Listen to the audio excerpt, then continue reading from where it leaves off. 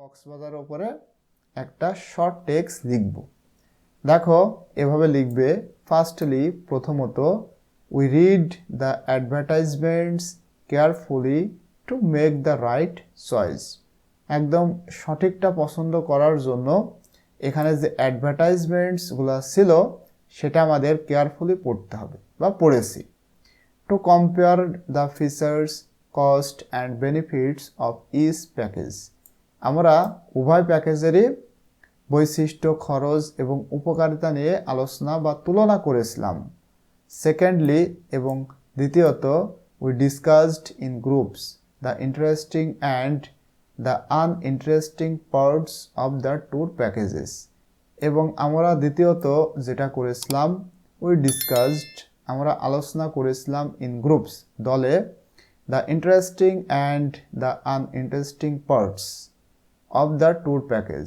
মানে যেটা আমরা ভ্রমণ করব তার ইন্টারেস্টিং মানে মজাদার এবং মজাদার নয় এমন অংশ নিয়ে আলোচনা করেছিলাম।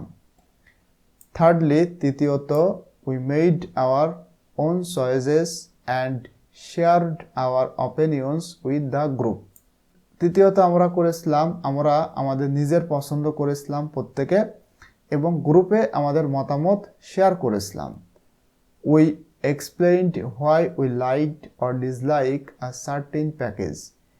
Certain মানে নিশ্চিত, কিন্তু এখানে বোঝাচ্ছে মানে যে প্যাকেজটা আমরা পছন্দ করেছি অর্থাৎ কক্সবাজার, এটাকে পছন্দ করার সময় আমরা এক্সপ্লেইন করেছিলাম কেন আমরা এটা অর্থাৎ কক্সবাজার কেন আমরা পছন্দ করি এবং সাজেক ভ্যালি কেন আমরা পছন্দ করিনি বা ডিসলাইক করি সেটা আমরা ব্যাখ্যা করেছিলাম।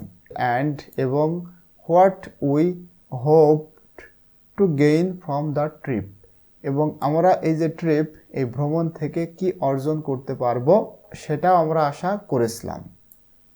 ফোর্থলি চতুর্থত we mostly considered our feelings. এই যে এখানে দেখো চতুর্থত we mostly considered our feelings not thoughts. আমরা চতুর্থত যেটা করেছিলাম আমাদের মানে এই যে ফিলিং এই অনুভূতিকে আমরা বিবেচনা করেছিলাম, নট থটস আমাদের চিন্তা ভাবনাকে নয়। কারণ তুমি অনুভূতি করেছিলে যে কক্সবাজার, আরে আল্লাহ কক্সবাজার সেই মজা হবে, তাহলে আমরা কক্সবাজারেই যাব। যদিও তোমার এখানে 500 টাকা বেশি লাগতেছে, তুমি সেই চিন্তা করনি, এই যে থটস এই চিন্তাটা তুমি করনি, তোমার আবেগ বা অনুভূতিকে এখানে প্রাধান্য দিয়েছো। এই জন্য মূলত এটা এভাবে লিখতে হবে। Fourthly we mostly considered our feelings not thoughts in making our choice, আমাদের পছন্দ তৈরি করতে। এরপরে দেখো ফিফথলি পঞ্চমত we addressed the counter arguments by respecting the opposing view and explaining why it would not best option for us। এরপরে দেখো বলা হচ্ছে ফিফথলি উই অ্যাড্রেসড আমরা সম্বোধন করেছিলাম দ্য কাউন্টার আর্গুমেন্টস পাল্টা যুক্তিগুলোকে বাই রেসপেক্টিং সম্মান দিয়ে দ্য অপোজিং ভিউ মানে অন্যর বা অন্য মানুষের যে সমস্ত দৃষ্টিভঙ্গি ছিল তাদেরকে সম্মান দিয়ে আমরা পাল্টা যুক্তি অ্যাড্রেস করেছিলাম।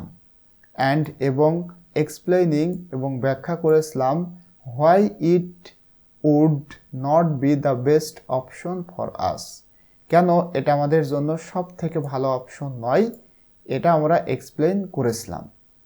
এরপরে ফাইনালি অবশেষে আফটার আ ফ্রেন্ডলি ডিসকাশন একেবারে একটা বন্ধুত্বপূর্ণভাবে আলোচনা করার পর we came to a consensus আমরা একমত পোষণ করেছি and choose the best option for us এবং আমাদের জন্য সব থেকে ভালো অপশনটা পছন্দ করেছি। উই অ্যাগ্রিড দ্যাট এবং আমরা একমত হয়েছি যে the Cox's Bazar tour package would offer us more relaxation enjoyment than the Sajek Valley tour package.